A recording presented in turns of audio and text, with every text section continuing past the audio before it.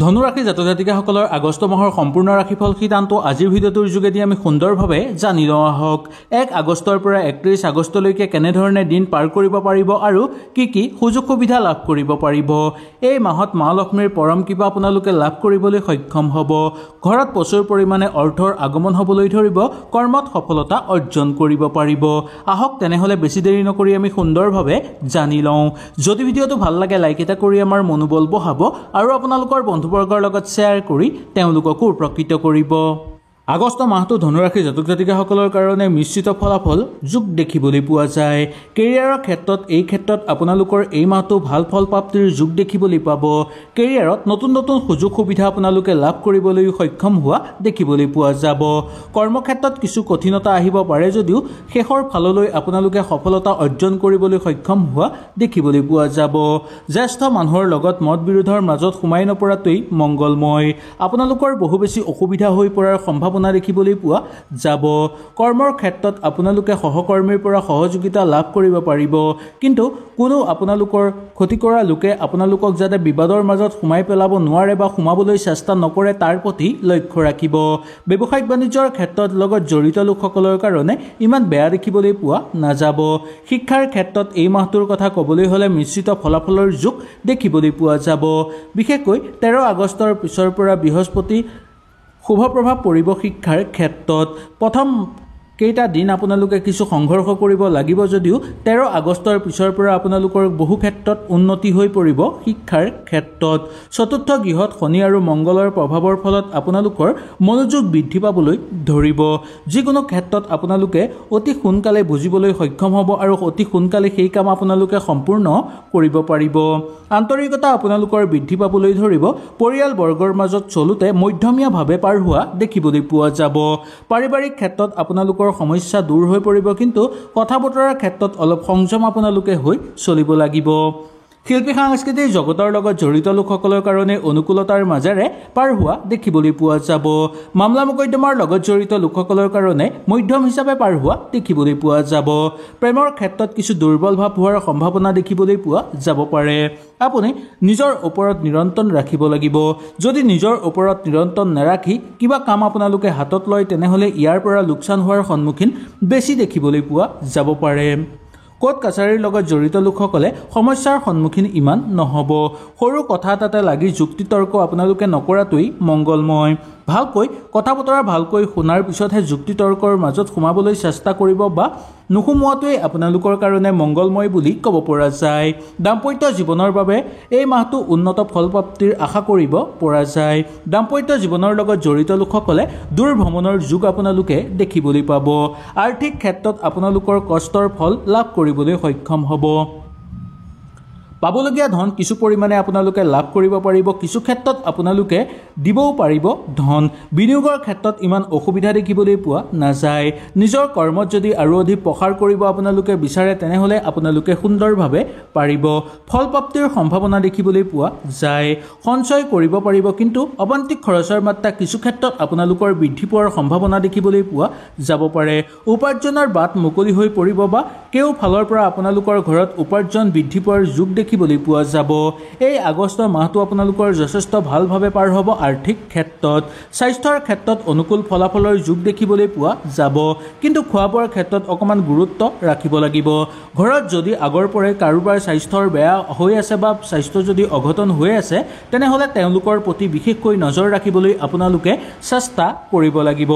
সাৱধানতা তেওঁলোকৰ প্ৰতি অৱলম্বন কৰাটো আপোনালোকৰ কাৰণে গুৰু দায়িত্ব হৈ পৰিব। নতুনকৈ যদি কিবা চিন্তা চৰ্চা আপোনালোকে এই মাহত কৰিব বিচাৰে তেনেহ'লেও সুন্দৰভাৱে আপোনালোকে কৰিব পৰাৰ যোগ দেখিবলৈ পোৱা যাব। মামলা মোকদ্দমাৰ লগত জড়িত লোকসকলৰ কাৰণে অনুকূলতাৰ মাজেৰে পাৰ হোৱা দেখিবলৈ পোৱা যাব। ধনুৰাশি জাতক জাতিকাসকলৰ এই আগষ্ট মাহটো মধ্যম ফলাফলৰ যোগ দেখিবলৈ পোৱা যায়। কেৰিয়াৰ স্থিতি আপোনালোকৰ উন্নত হৈ পৰিব। চাকৰি কৰা লোকসকলৰ কাৰণে কৰ্মক্ষেত্ৰত সফলতা অৰ্জন কৰিব পৰাৰ যোগ দেখিবলৈ পাব। কৰ্মক্ষেত্ৰত আপোনালোকৰ পদোন্নতিৰো সম্ভাৱনা দেখিবলৈ পোৱা যাব। বুধ গ্ৰহৰ শুভ প্ৰভাৱৰ ফলত আপোনালোকে কিছুমান কঠিন কাম অতি সহজতে কৰি সম্পূৰ্ণ কৰিব পাৰিব। এই মাহটো আপোনালোকে ব্যৱসায়িক বাণিজ্যৰ ক্ষেত্ৰত বিশেষকৈ আগভাগ লোৱাটো দৰকাৰ। শিক্ষাৰ ক্ষেত্ৰত আপোনালোকে যদি বিদেশ ভ্ৰমণ কৰিব বিচাৰে বা শিক্ষাৰ কাৰণে যদি ভ্ৰমণ কৰিব বিচাৰে তেনেহ'লে আপোনালোকৰ মধ্যমীয়া উন্নতি দেখিবলৈ পোৱা যাব। নিজৰ কঠিন সময়বোৰ নিজেই সমাধান কৰি ল'বলৈ আপোনালোকে চেষ্টা কৰাটো উচিত। জ্যেষ্ঠ মানুহৰ লগত মত বিৰোধৰ মাজত সোমাই নপৰাটোৱেই মংগলময়। আপোনালোকৰ বহু বেছি অসুবিধা হৈ পৰাৰ সম্ভাৱনা দেখিবলৈ পোৱা যাব।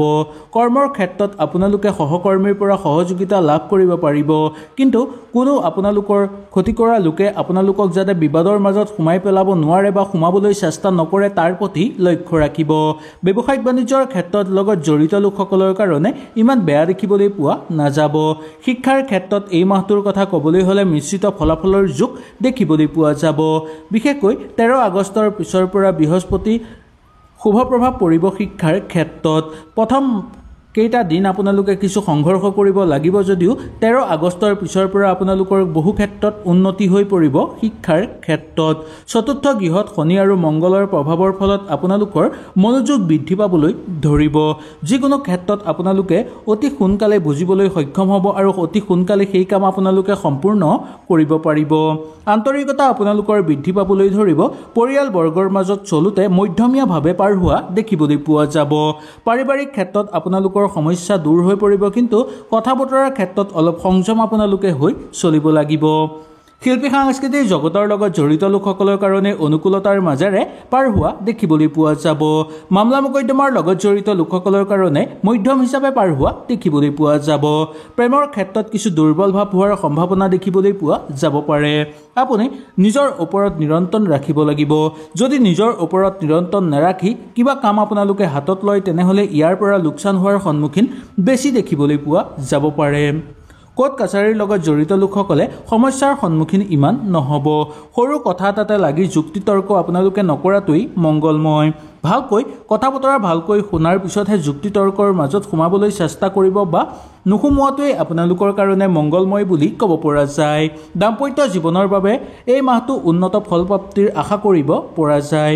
দাম্পত্য জীৱনৰ লগত জড়িত লোকসকলে দূৰ ভ্ৰমণৰ যুগ আপোনালোকে দেখিবলৈ পাব। আৰ্থিক ক্ষেত্ৰত আপোনালোকৰ কষ্টৰ ফল লাভ কৰিবলৈ সক্ষম হ'ব। পাবলগীয়া ধন কিছু পৰিমাণে আপোনালোকে লাভ কৰিব পাৰিব। কিছু ক্ষেত্ৰত আপোনালোকে দিবও পাৰিব ধন। বিনিয়োগৰ ক্ষেত্ৰত ইমান অসুবিধা দেখিবলৈ পোৱা নাযায়। নিজৰ কৰ্মত যদি আৰু অধিক প্ৰসাৰ কৰিব আপোনালোকে বিচাৰে তেনেহ'লে আপোনালোকে সুন্দৰভাৱে পাৰিব। ফলপ্ৰাপ্তিৰ সম্ভাৱনা দেখিবলৈ পোৱা যায়। সঞ্চয় কৰিব পাৰিব, কিন্তু অবান্তিক খৰচৰ মাত্ৰা কিছু ক্ষেত্ৰত আপোনালোকৰ বৃদ্ধি পোৱাৰ সম্ভাৱনা দেখিবলৈ পোৱা যাব পাৰে। উপাৰ্জনৰ বাট মুকলি হৈ পৰিব বা কেও ফালৰ পৰা আপোনালোকৰ ঘৰত উপাৰ্জন বৃদ্ধি পোৱাৰ যুগ দেখিবলৈ পোৱা যাব। এই আগষ্ট মাহটো আপোনালোকৰ যথেষ্ট ভালভাৱে পাৰ হ'ব। আৰ্থিক ক্ষেত্ৰত স্বাস্থ্যৰ ক্ষেত্ৰত অনুকূল ফলাফলৰ যুগ দেখিবলৈ পোৱা যাব, কিন্তু খোৱা বোৱাৰ ক্ষেত্ৰত অকণমান গুৰুত্ব ৰাখিব লাগিব। ঘৰত যদি আগৰ পৰাই কাৰোবাৰ স্বাস্থ্যৰ বেয়া হৈ আছে বা স্বাস্থ্য যদি অঘটন হৈ আছে তেনেহ'লে তেওঁলোকৰ প্ৰতি বিশেষকৈ নজৰ ৰাখিবলৈ আপোনালোকে চেষ্টা কৰিব লাগিব। সাৱধানতা তেওঁলোকৰ প্ৰতি অৱলম্বন কৰাটো আপোনালোকৰ কাৰণে গুৰু দায়িত্ব হৈ পৰিব। নতুনকৈ যদি কিবা চিন্তা চৰ্চা আপোনালোকে এই মাহত কৰিব বিচাৰে তেনেহ'লেও সুন্দৰভাৱে আপোনালোকে কৰিব পৰাৰ যুগ দেখিবলৈ পোৱা যাব। মামলা মোকদ্দমাৰ লগত জড়িত লোকসকলৰ কাৰণে অনুকূলতাৰ মাজেৰে পাৰ হোৱা দেখিবলৈ পোৱা যাব। ধনুৰাশি জাতক জাতিকাসকলৰ এই আগষ্ট মাহটো মধ্যম ফলাফলৰ যুগ দেখিবলৈ পোৱা যায়। কেৰিয়াৰ স্থিতি আপোনালোকৰ উন্নত হৈ পৰিব। চাকৰি কৰা লোকসকলৰ কাৰণে কৰ্মক্ষেত্ৰত সফলতা অৰ্জন কৰিব পৰাৰ যুগ দেখিবলৈ পাব। কৰ্মক্ষেত্ৰত আপোনালোকৰ পদোন্নতিৰো সম্ভাৱনা দেখিবলৈ পোৱা যাব।